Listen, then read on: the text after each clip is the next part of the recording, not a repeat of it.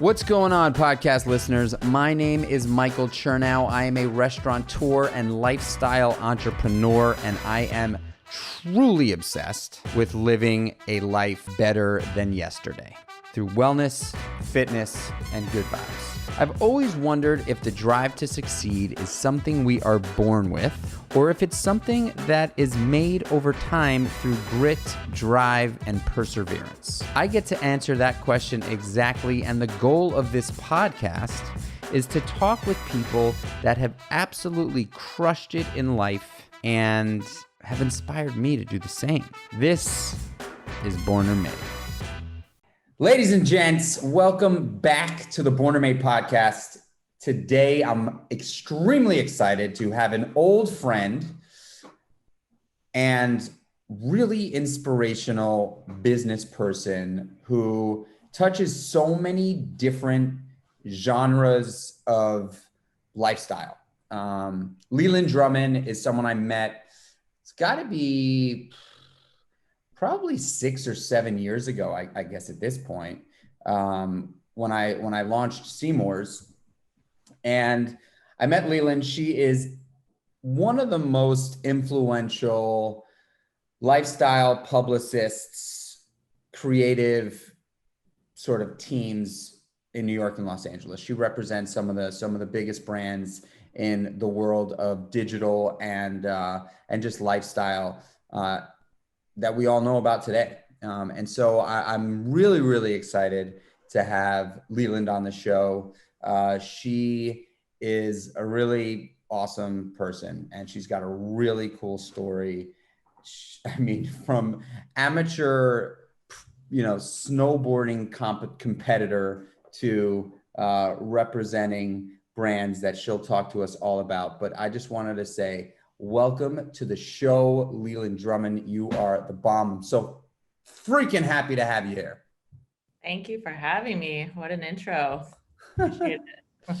I would love for you to just take a second and introduce yourself so that we can get to know you a little bit better than that intro that I just gave. You have such a cool story, and I think that it would be great coming from you. Of course. I think it was 7 years ago that we met, which is pretty crazy. I feel like at least the last year has flown by so quickly. So thanks for having me. I am co-founder of Azione.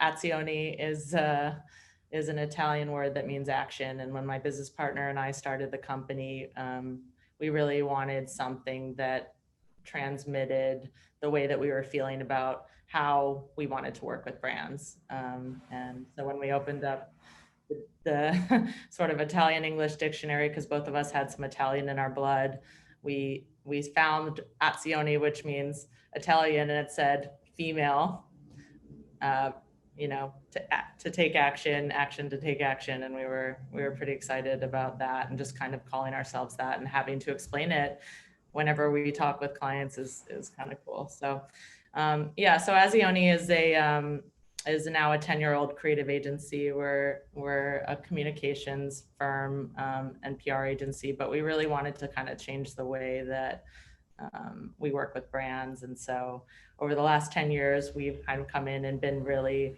sort of instrumental in the creative process and worked hand in hand with building companies from sort of like 4-person teams to globally known brands, companies like Away Luggage. That can be an issue. Whoa, what is that? I don't know how to turn that off. Sorry. That's all right. Yeah. So we got a full post team, so you're good. So companies like Away Luggage, Equinox, Sweet Green, and Kosas Cosmetics, and all along the way, we've really helped build brands and are super excited about the work that we're doing. I think, me personally, I came from New York, and like you said, you kind of brought up, I started snowboarding, which is kind of funny for a girl from New York City. And that was something that I could do that helped me kind of identify with a whole different group of people and kind of travel and understand how brands connected with individuals by way of sponsorship. And I think it was really formative in kind of the way that I learned to work with brands, and we can touch on it a little bit later. But you know, Azione and this brand that my business partner and I are now building called The League, which we can also talk about in a little. I can't wait to hear about there's that, there's a lot to unpack here, but you know what I've had a lot of fun with, you know, over the course of my life is really connecting with people like yourself, people that are founders of really cool brands, employees at our company that have just come, which, you know, two girls starting a company with sort of like no business doing so, and then building a team of 40 plus employed, you know, really driven talents was so major. I know you know that feeling, and it's just kind of like, it's been a wild ride. So yeah, that's kind of the nutshell of where I'm at now, and really excited just about kind of the work that we're doing, and just, you know, in this kind of climate, being able to still have people excited about, you know, signing on and creating together is kind of like a miracle. So yeah. Well, I want to say that I guess I learn something every single time. I learn a lot of things every time I do one of these podcasts, but I did not know that you were from New York City. That is Yeah, I mean, because I lived there till I was 7. So I moved to Connecticut, but I always we kept residence and would go back and forth a little bit. But yeah, I mean, I will always claim, and I was born at Lenox Hill Hospital, and I walked to my little day school, which is no longer there. And it's funny, you know, that's still formative, you know, it's definitely like those early years of your life and kind of growing up in that gritty spot a little bit. It was a cool way to start things. So yeah. You know, it's interesting. So I grew up in New York City as well.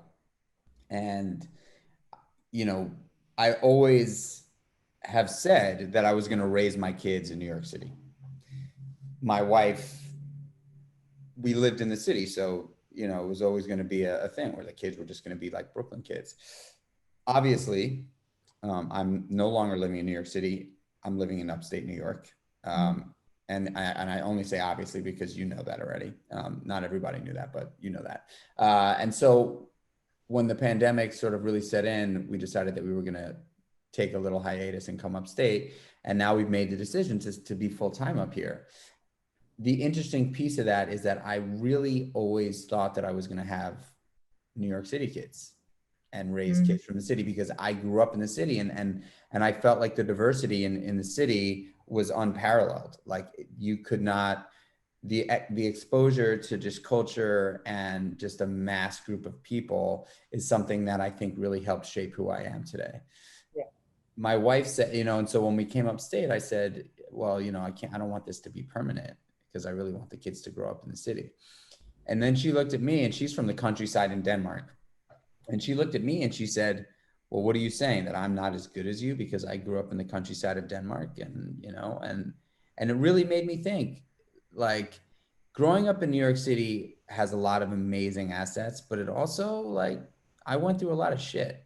You know, I really did. I went through a lot of shit. It doesn't have to be that hard. It doesn't have to be that hard. Yeah. Really, it was.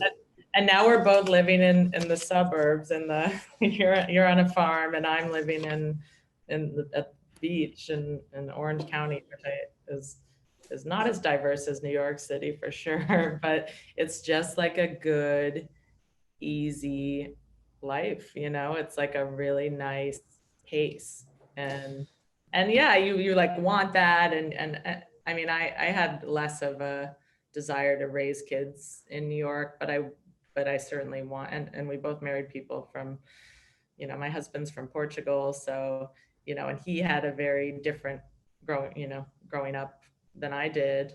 And it's just really interesting to kind of combine those things and figure out where you meet in the middle and kind of reprioritize, I think, when you have kids too. Totally. So the Born and Made podcast is a podcast where I get to chat with people like you and ask the question, really the nature nurture question, whether you think you were born to crush it like you have and influence others, or if you were made over time through drive, determination and grit, hustle. I don't want you to answer that question just yet. I'd like to figure that out by getting your story from as early as you can remember. Before we do that, I just want to, say that you're a perfect example for me that the business of business is relationships. That's something that I say over and over again. I really do believe that the business of business is relationships. And you and I have worked together and we've been friends. And you're one of those people that I just know I can call and either just shoot the shit with, ask a business question to, collaborate on a project with. You are just like you've represented some of the greatest brands that we all know today, in a number of different ways, and creatively and building opportunities for those brands and representing them in PR as well. And you're so calm, cool, and collected. Like I've never seen you, and maybe it's because we haven't hung out as much, that much together, but I just feel like the way you conduct in every circumstance is like, I've seen you bring your whole team to one of my restaurants, and a number of times you're sitting at the table and you're just with your crew, and you're calm, cool, and collected every single time. And it really, that's it's so powerful to be able to see a leader, just always have this calm demeanor. And there's never just like you don't exude anxiety in any way. And I really do believe that that's important to talk about, because leadership there's so many different styles and so many different ways people lead. And I've always been attracted to the way you lead. I mean, you have an office in New York, you have an office in LA. And I mean, if anybody wants to check out what Azione does, you should definitely hop on their website, and they're no joke. And you're at the helm of that company, and it really just, it's so inspiring for me to see people like you that are out there just crushing it. And also are just super cool to hang with. Like I think your character is what draws me to you.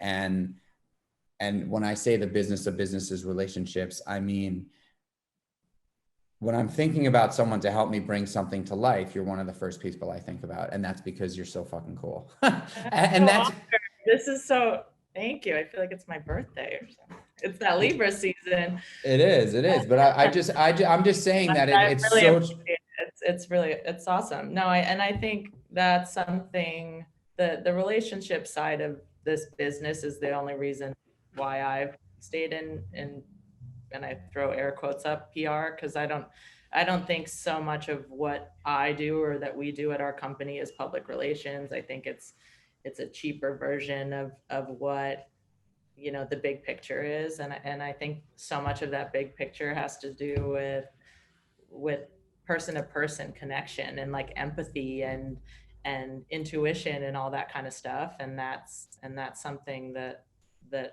I think comes really naturally to me. There's a lot of other aspects of leadership that do not come naturally to me, and that I've had to learn, and we can certainly get into that. But I think well, like what? Let's talk about that for a second while we're on it. Yeah. I mean, I was very introverted as a kid. My parents were both pretty extroverted. My mom incredibly extroverted.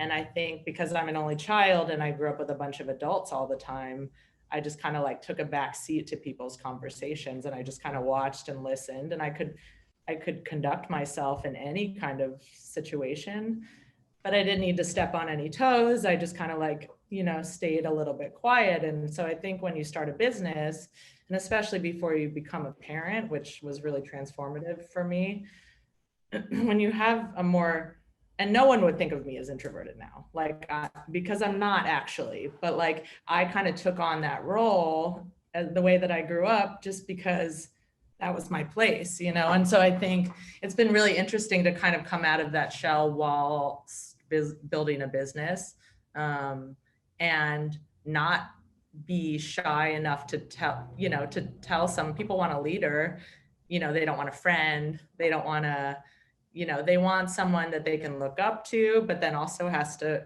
kind of reprimand them or guide them, or, you know, but do so in a way that is, you know, empathetic. And I think that's been something that I really had to learn over this last decade of, you know, when we started the company, you know, I was like 26.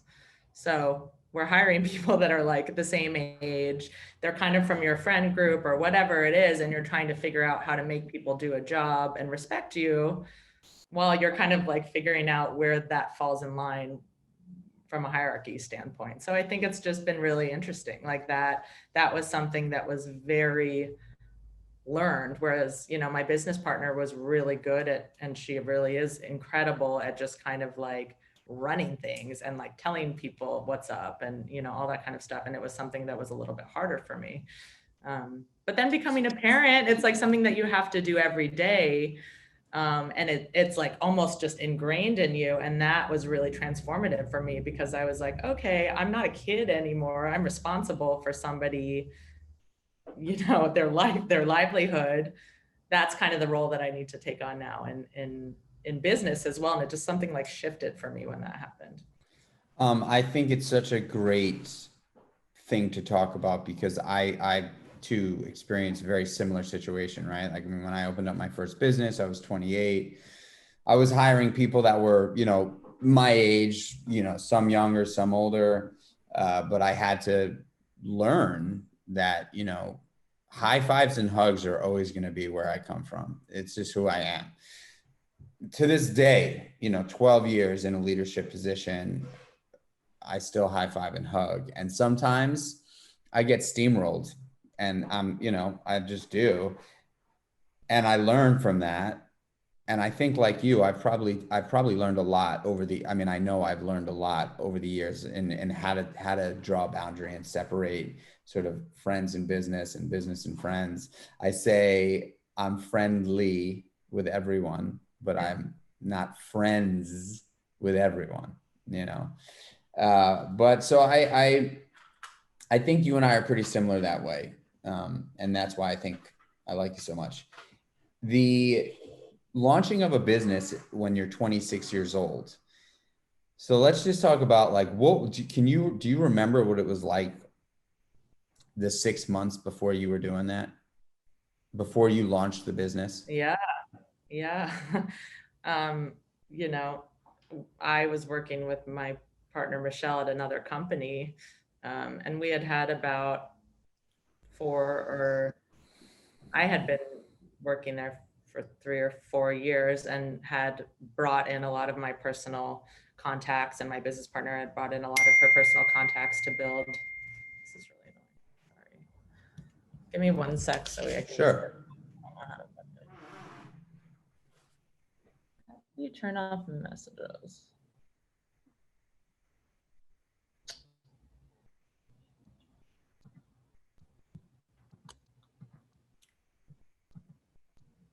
You're killing my flow here thing. I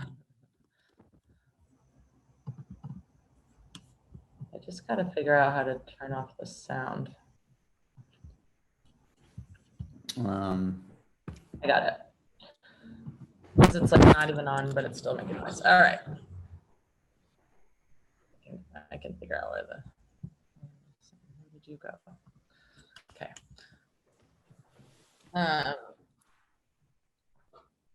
Okay, so yeah, I can remember. So we were working, my business partner and I, my current business partner and I, Michelle, were working for another company, and we had brought in so many of our personal contacts to, you know, essentially help build up someone else's business. And we were having a great time. We were like kind of evangelizing this way of thinking that has now been really formative for Azione.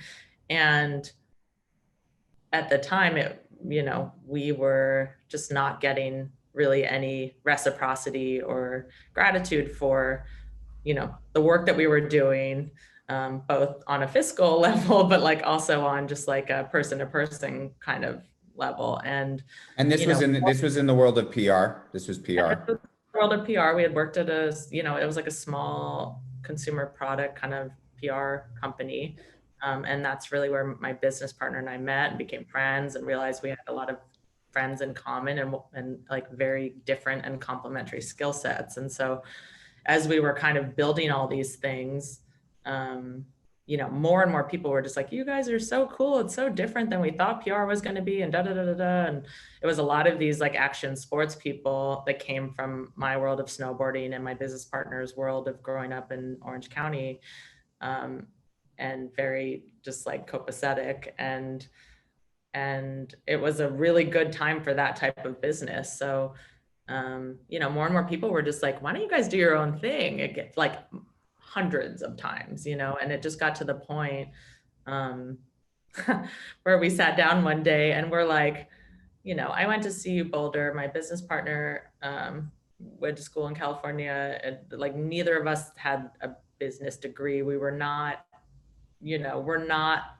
spreadsheet kind of people. We're like very scrappy doers, and we're both really doers. And so two doers starting a business is kind of tricky. So we sat down one day and we were just like, if we were to do this, what would it take? And we're like sitting down with my business partner's stepdad, who's had a very successful business, and like taking notes on a line sheet of paper, like, okay, computers, like office, like what, you know what I mean? Like really generic bullet points on kind of like a messy piece of paper, which I'm sure I wish I could find somewhere, because it was so funny. And we're like, yeah, we can do this. Like we got it, you know. And it was kind of, and then there was kind of course, this like level of trepidation leading into leaving the company that we were at, understanding what, you know, the implications would be if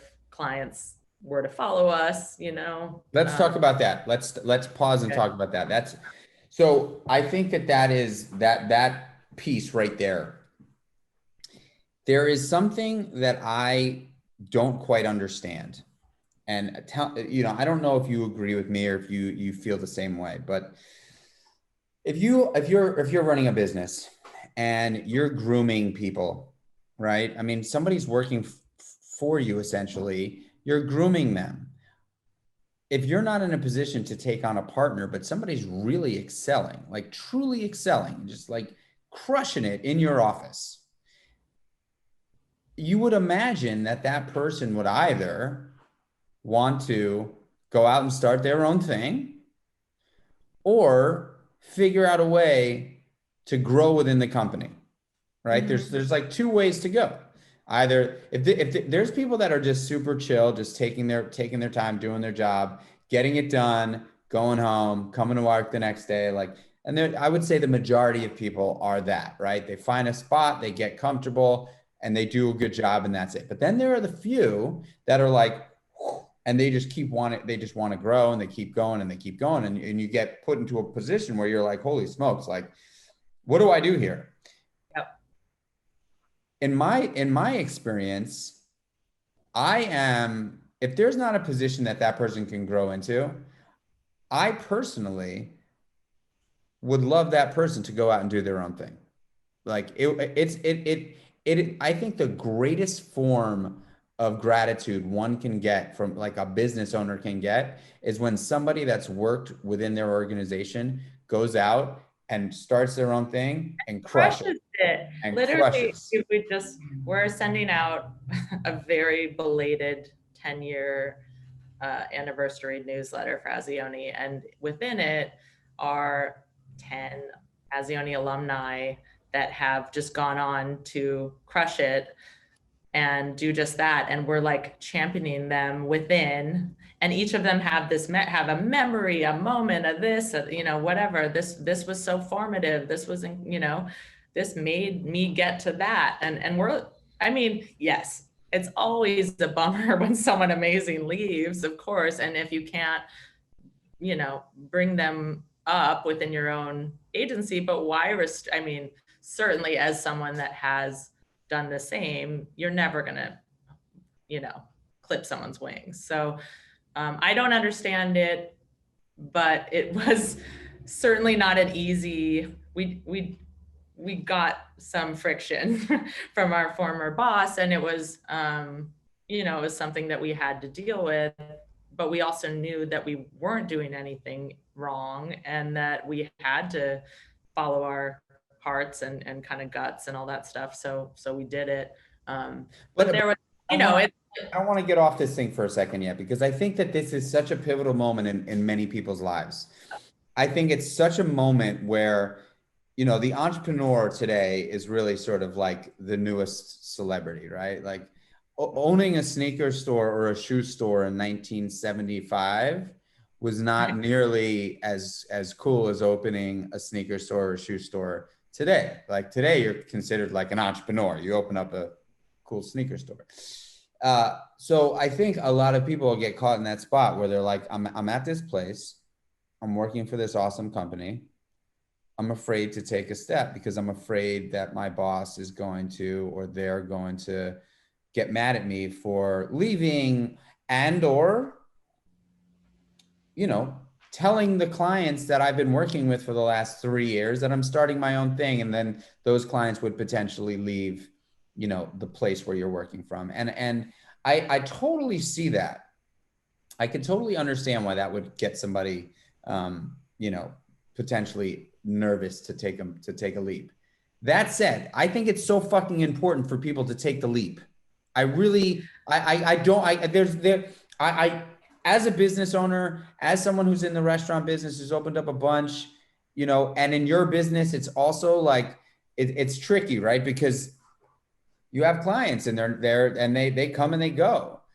But what would you say to the person listening right now who is sitting in the shoes that you were sitting in right before you opened up your business, and you're on the fence about taking the leap because you were concerned about what your boss was going to do, if they were going to get angry at you, what would you say to that person? Yeah, I mean, I think it's one, like, dot your I's and cross your T's, because people are messed up and litigious and weird these days, and there are those things to be afraid of. So don't be like, I'm not afraid of it, because it's all real. Those things can happen and they're scary. But if you're going to go start a business, you're putting yourself out to be vulnerable for all that stuff anyway. So you better like kind of cut through it and do it anyway. But like, just know what you're getting into and do it properly. Don't try and cut any corners. Don't, talk to people on the side about things that you shouldn't be talking to. Like, keep your head down, I would say, and just focus on what it is that you're trying to create that's completely unique to you, and people will follow, and I think it's just kind of that, like, rather than being so worried about having, because I think part of people get locked up in like, how am I going to be successful from day one or whatever, you know what I mean? Or like, is this person going to be mad at me? And none of that really matters if you're like staying true to what you're supposed to be doing, because if that person's mad at you, they're not supposed to be in your life anyway, and if you're doing what you're supposed to be doing, everyone's going to come, and I think that's what we've kind of learned, and I think that's been sort of like mission critical.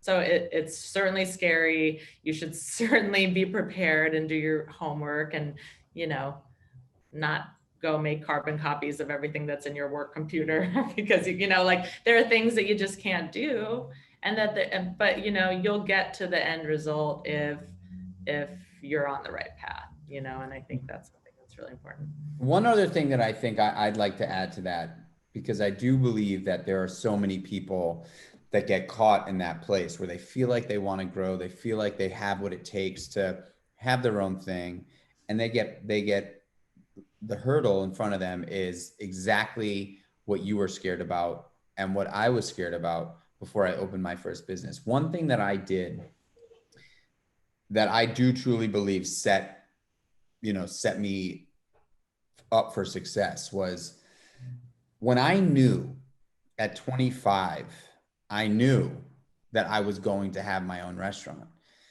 I was not, I made a decision and I said, I'm not going to stop until I have it. And whether I fail or succeed is to be determined, but I knew that I was going to do it.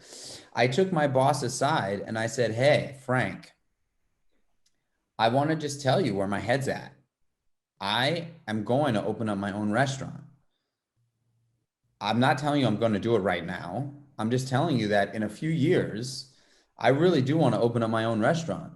And can you help me? Like I've been working for you. At that point, I'd been working for him for 5 years, and I worked for him for another 3 years after I told him that. But the guy gave me so much rope. He like literally, first of all, he put the biggest fire under my ass of all time, and he said, "Dude, I don't think you have it." And that was like, "Oh no." And then he said, I think the first thing you should do, if that's what you really want to do, is go to culinary school. And then I got done with culinary school, and he really just helped me, like in ways that he probably doesn't even know. So I would just also add to what you said is like, yes, you should be fearful in a healthy way. You should not allow that fear to stop you. You should also be honest and transparent.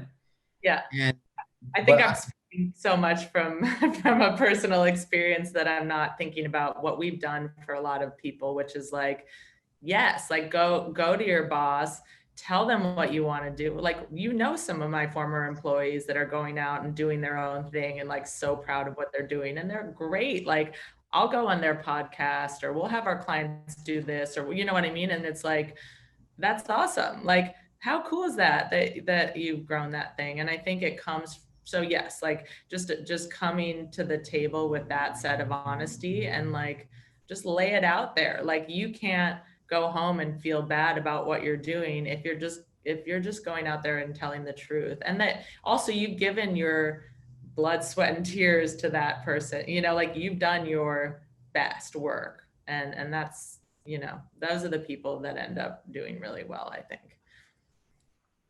all right, so I think we've covered that. When you mentioned that moment, it was just such a great layup to talk to the listeners about this idea that you should be scared, but that fear should not stop you. There is a you know, a step system that can actually get you where you want to go, and utilize the leadership that you have in front of you to actually make it a much more seamless situation, right? Ask for fucking help. All right. So you launch Azione and you're 26 years old and you're like trying to figure it out as you go. Both of you guys are not finance folks, and you're just like, you're grinders like me. You're hustlers. You roll your sleeves up and you're like, we're just going to get this thing done. Mm-hmm. And how does that look? It looks like a small, so we got a little office on Sunset Boulevard in Los Angeles, and you know, we both lived in LA, and we got ourselves 2 computers and, you know, 2 desks, and kind of, and we knew like there were a couple clients. So like I said, we were in this kind of action sports space, which, you know, are like skate, surf, snowboard brands. And it was at the time when snowboarding had just been welcomed into the Olympics. So Shaun White was like on the cover of Rolling Stone magazine, and, you know, skateboarding was kind of crossing into fashion. And a lot of our friends that own these really amazing brands, companies like this company Element Skateboards, or, you know, had just started at this lifestyle headphone company called Skull Candy, which was like these Utah kids that were snowboarders that wanted to listen to music and like answer their phones at the same time, which was like unheard of because all headphones and consumer electronics were black at the time and had no personality. And this brand came in and kind of mixed it up. These were companies that were tiny, but they were like, we like you guys. You're not your usual. This is not what we would think of when we're going to go hire a, you know, PR firm. And you guys get us, and you can also like come out and ride with us and hang with us and do whatever. But then you can also get us into Vogue. Like, awesome, you know?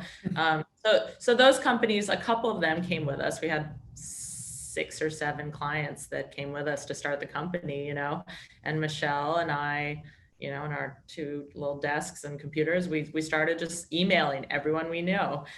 Hi, like it's us. We just started Azione, and you know, here's our clients, and let us know what you need, or if you need anything. And we're trying to take a different approach to what PR looks like. You know, we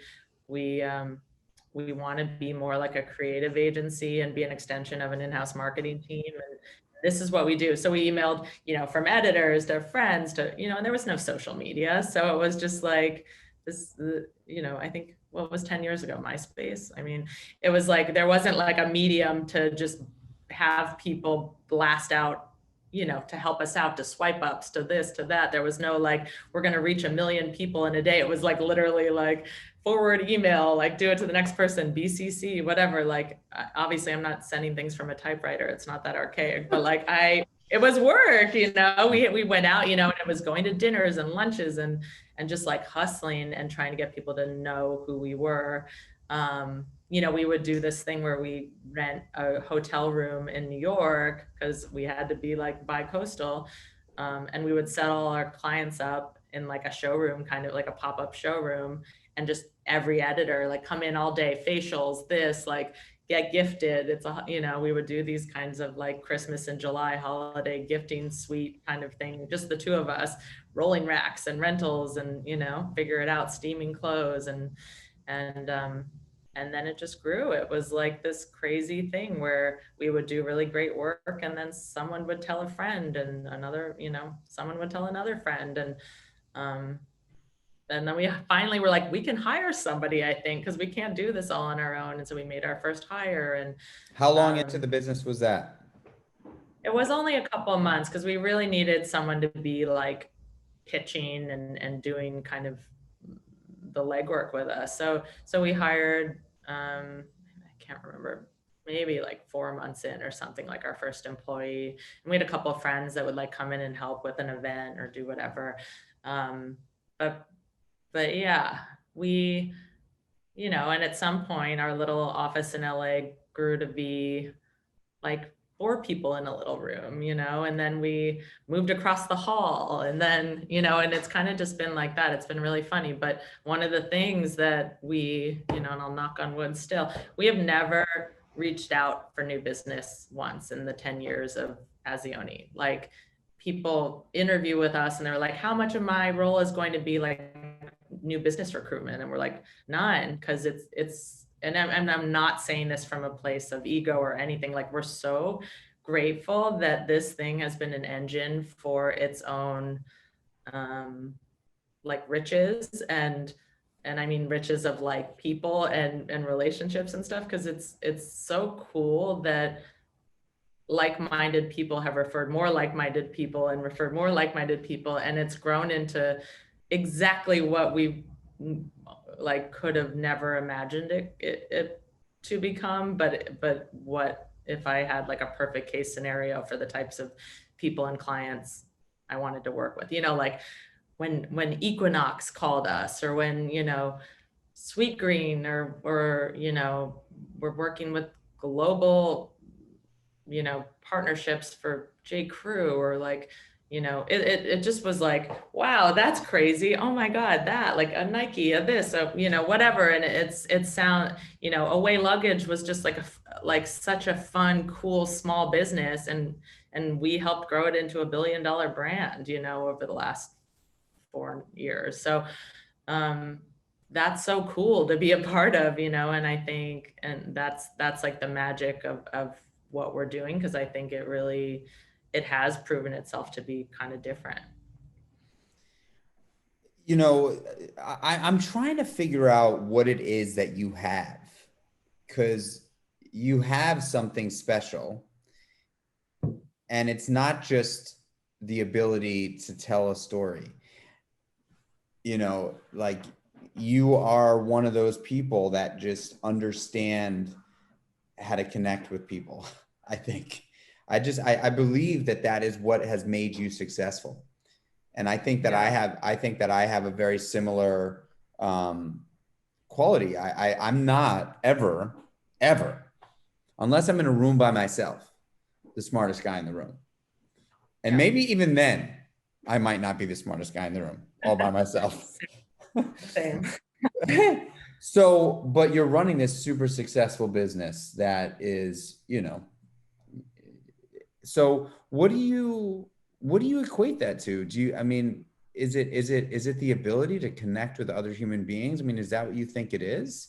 And is there a lesson for others to be learned for others to learn there?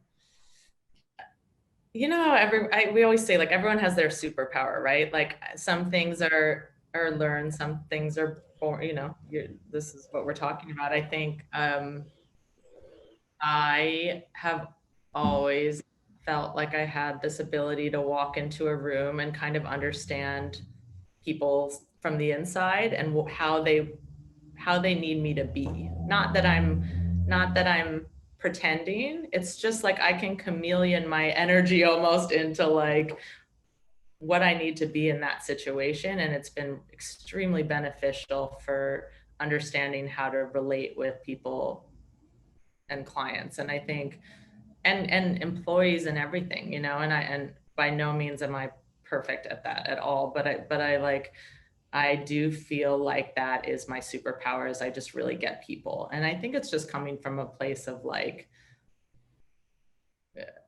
kindness and kind of like, okay, I can always hear where, like, instead of just like steamrolling. So there are some people that are just like, got to be the loudest one in the room, or that, you know, I've always kind of taken it as, like I said, from the beginning, like a kind of step back to understand how to listen and then, you know, relate with people in that way. And I'm genuinely like interested in people, what's beneath the surface. And I think that kind of has shown through.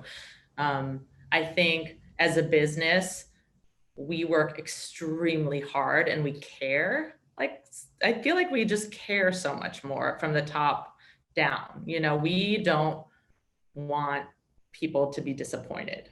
And I think that's something like I have always felt in life. You know, I don't want to disappoint people.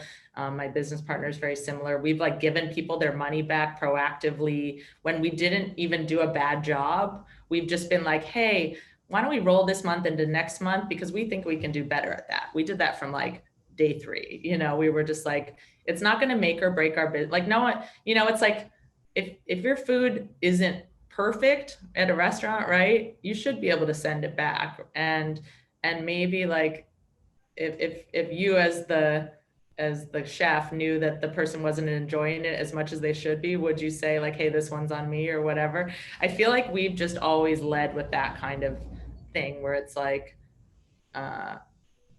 with that kind of directive or whatever, where we're like, it's not about the money as much as it is about the relationship. And that relationship is going to outlast any kind of dollars and cents that we're paid, you know? So that's it. You just fucking killed it. That if that's the only line that you said in this whole entire podcast that resonates with someone, that's it. That is it. That is the absolute ticket to success as far as I'm concerned. It's not about the money. It's about the relationship and the ability. What I'll add to it is to do something great. Because if it's about the fucking money in any business, you're screwed. Unless you're gambling, like actually gambling on like, you know, betting on horses. Right. And even then, it's half the time those guys and gals that do that. Even then, you better tip your dealer. Yeah. Right. You know, it's like, God, I'm so happy you said that. I'm so happy you said that because I think that is so crucial for people to hear. But I think it's like, you need that litmus test of like moral core. You know, like I think that's what makes a good business. I think that there are people in business that feel like they're always looking over their shoulder at what someone else is doing in their field, or like, you know, I need to have those employees from that company because, you know, they're just doing such amazing things, but that might not translate, you know what I mean? Or I need to, like, those kinds of things never work because it's not really being honest to to sort of like your mission statement. So I think from day one of what we've been doing, we've just always been like, heads down, we are who we are. You know, we're not going to try and be anyone else. We're not going to even try and be close to like an industry standard of what PR is, because we want to do something completely different. And, you know, we also just want to come from a place of like integrity, you know, and I think that stuff is like so important, whether you're an employee somewhere, whether you're, you know, starting your own business, leading a business, that stuff is like so critical, I think, you know. Let's just talk about PR for a little bit, because I think you know, PR is for people that don't really understand what it is. And I think the thing that's always drawn me to you, and to sort of, you know, when I'm thinking about brands, and you know that that's kind of like what drives me, is creating brands. Your sort of philosophy, your general philosophy about the industry is just different. And I think that you are probably one of the front runners of people out there in the, you know, PR space that has really thought about it as much more of a creative marketing driver than just getting the business, you know, pitching a business to be in the New York Times, or, you know, on the cover of, you know, or not on the cover, but like in some like roundup of great, you know, bags to wear in, you know, in the spring in New York. So like what? Your favorite story that you're always reading. Yeah. Always. But so let's just talk about like PR for a minute, and how you guys at Azione are different. Yeah. So baseline public relations is, you know, a brand or company hires an agency to sort of be the liaison between the media and the brand. You know, first and foremost, it's about earned media versus paid media, which means, you know, a lot of it is based on the relationships of the agency. What we found is that that's sort of like a reactive task. You know, brand provides marketing calendar and sort of, here's what's coming up for us, or we're about to launch this company, and make sure you know, you get us into the places that we need to get into so that we can reach the consumers that we want. That's not sustainable. You know, at some point your relationships tire, you know, and company moves on to the next agency at that point. And I think that was kind of what the former definition of PR was, which was like a lot of turn and burn. Okay, I was at this agency, and now we're at this agency, and then this agency, and this agency does tech, and this one does fashion, and this one does whatever. You know, our approach has always been, let's get under the hood and understand what makes a brand tick, right? So, you know, maybe a brand has a really interesting founder, and that founder has a whole set of stories of their own, and then, you know, his or her own. Maybe, you know, there's an opportunity to build relationships with other brands and in collaboration. So obviously, like, this quote unquote collaboration kind of thing has become so commonplace and in sort of the zeitgeist of everything. But originally it was not, you know, and when we started working with Skull Candy headphones, like doing a partnership with the NBA was mind blowing, because putting NBA's logo and having guys be able to wear headphones as they're going onto the court, and then the inside the NBA guys wearing them, it was just like, that was a big deal, because it wasn't something that anyone had really thought of. And you wouldn't really consider making that partnership happen, ideating that whole thing, traditional PR, because we're the originators of the ideas, you know? And so we're trying to come to the table with the ideas that get you the cover, you know, the article in the New York Times, instead of just responding to what exists. You know, we're trying to come at it from a really proactive way, from a action approach at Azione. You know, it's going back. We're always like, we can't be flat-footed. We have to, what's the campaign that's going to be the thing that makes you now blow up on social media, that, you know, takes over TikTok, which I don't understand, you know, like all these things that now exist. Our modality for reaching them, has always been the same. So it's like the more like, bring it on, like TikTok, sure, like whatever, because our approach is always going to be the same. It's just one more arena for us to come up with ideas for. And that's really cool. Back in the day, it was like, we can do a chalk art campaign. Like we can do, it was cool. Like it was really, like, we can put graffiti around the city, and that could be like an idea that then lands you in ad week or whatever. And now it's become so much more commonplace, but it's just kind of like chipping away at the under, what's underneath of the companies. And I think it's really our responsibility to come to the table with the creative. And that's the stuff, the magic, I think, that I like the most about the vocation. Just the creative component, being able to really, Yeah, because I think,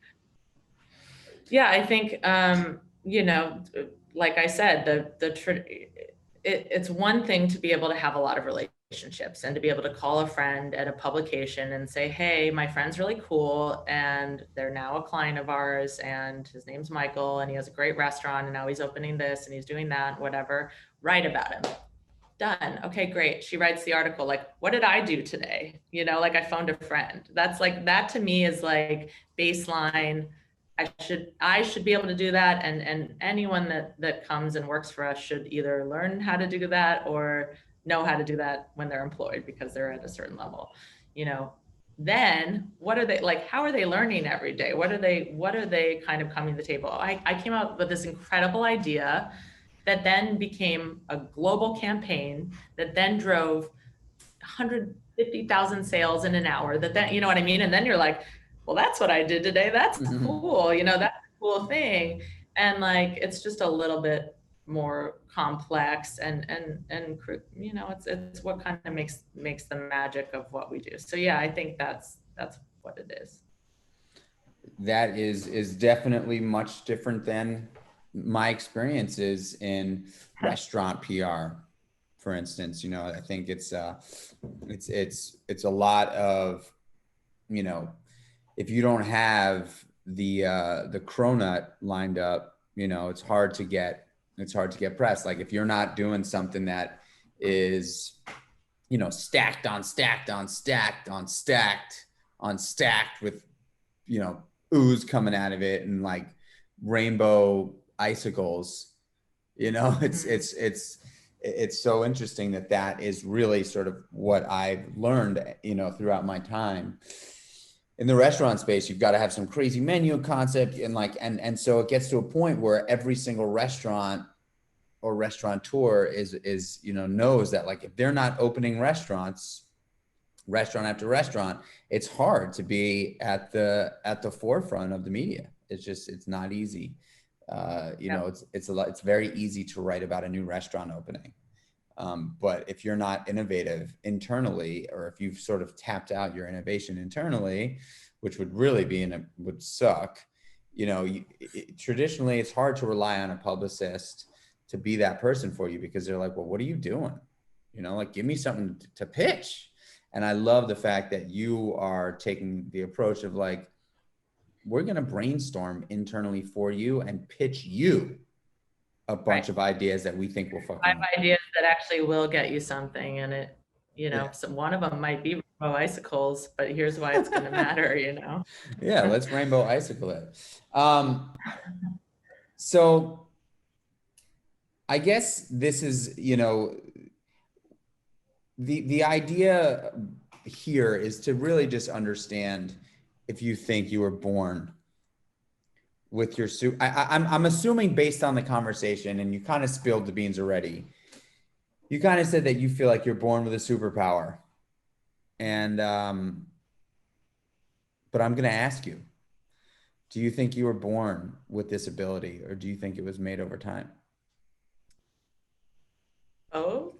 I mean, I think that inherently I've always sort of understood people. Like, I've been sort of fearless in relationships and relationship building. And that's been, what I feel like is my superpower.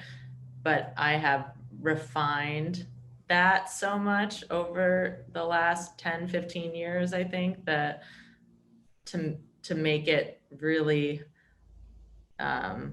something that has helped me as a business owner and as a employer and a boss and a mentor and a parent and all that kind of stuff. And I think, so I think it's both, you know, I think that I was born to be working with people and building relationships with people always.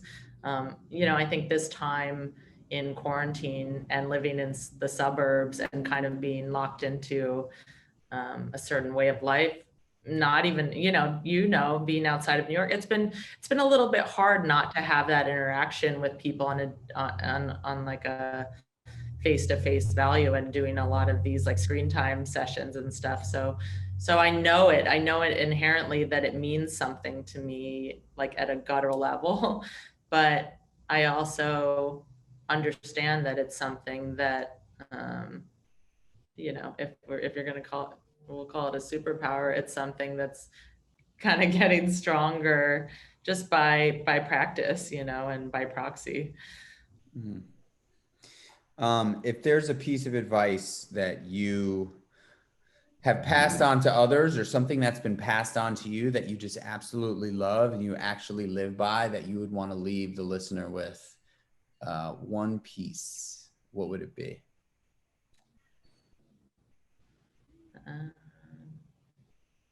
Let's see.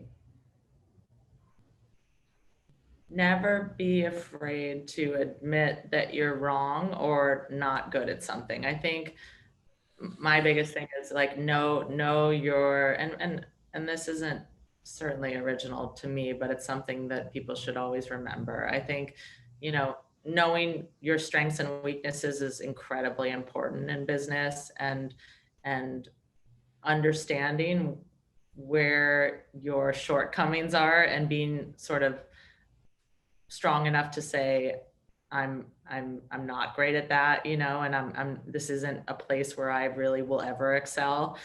So you either have to delegate it or figure out a way to, come around. I think that's been like my biggest conclusion of owning a business, is like, there's some things that I'm very good at and some things that I'm just terrible at, and I don't think I'll ever get good at those things that I'm terrible at.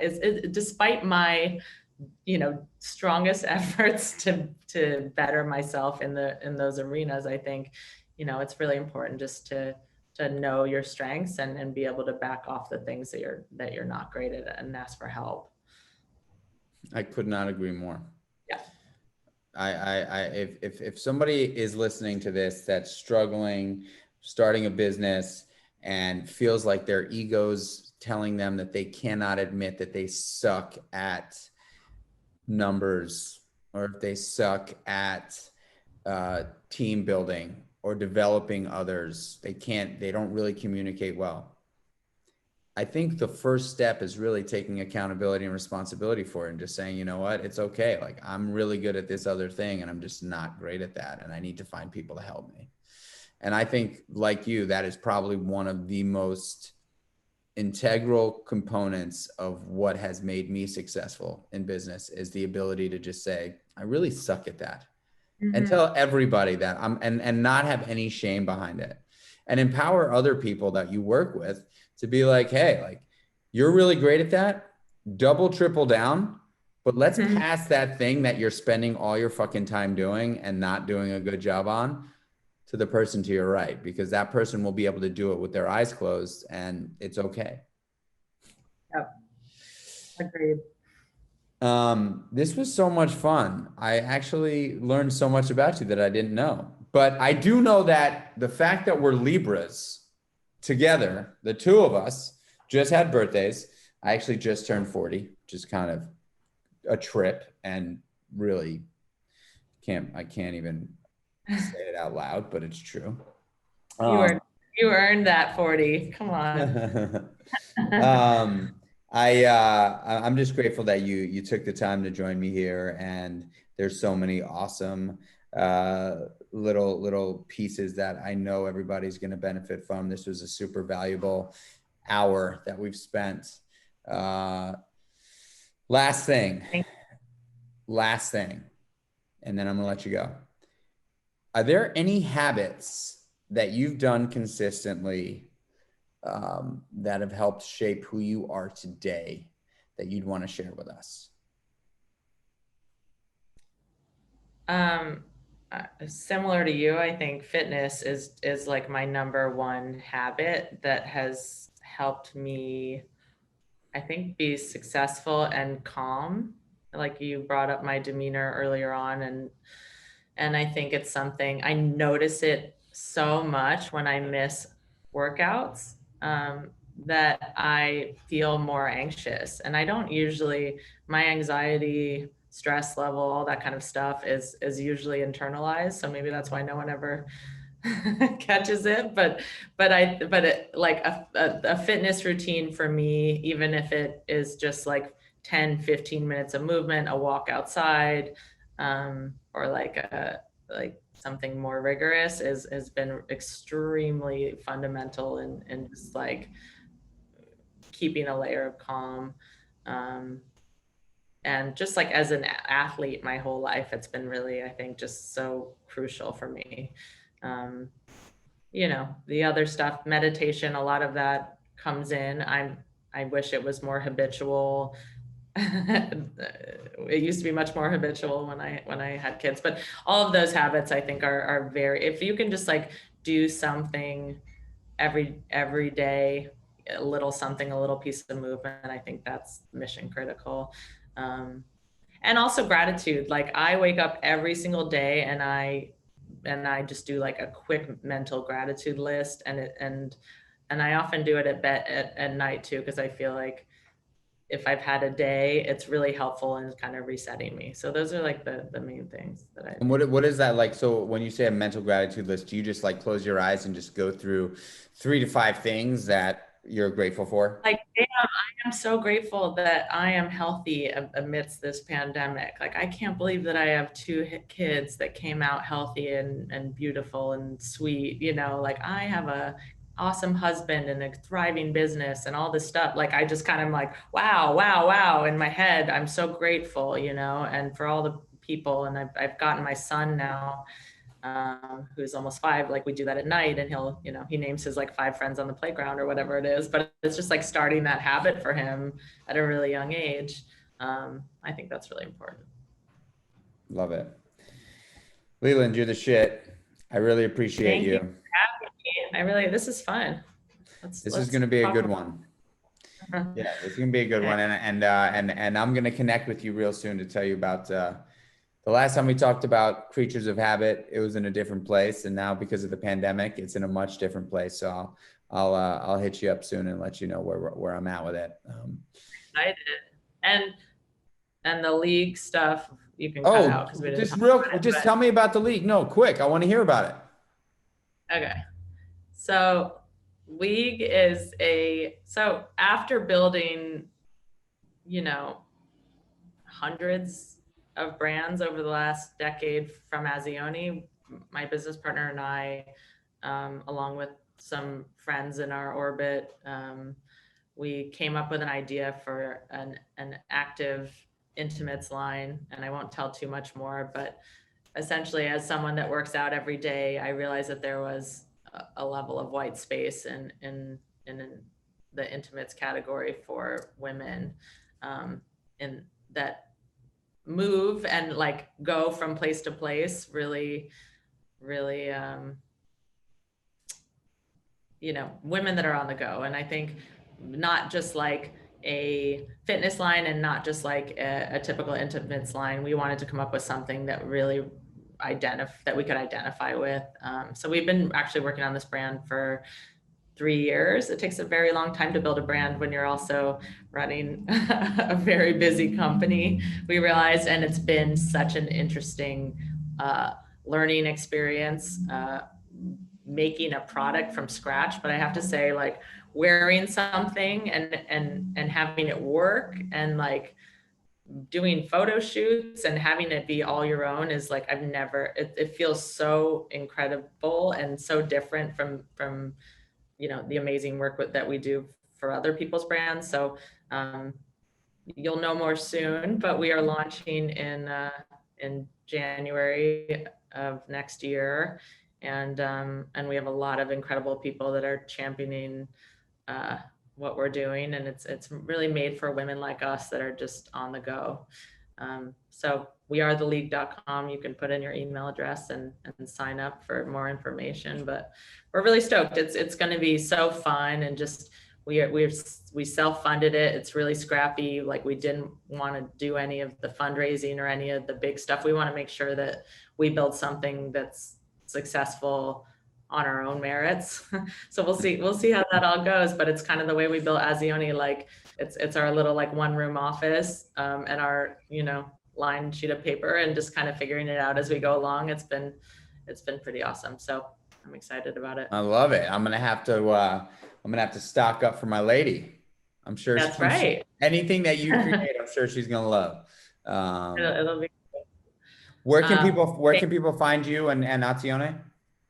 Yes. So Azione, we're Azione PR on Instagram, azionepr.com. It's AZIONEPR. And I'm private, but you can you can find all my stuff on there. Cool. Yeah. Thank you for having me. You're the It's best. good to chat. Have a great weekend. Thank you. You too. I'll talk to you soon. All right. Later, Leland. Thank you.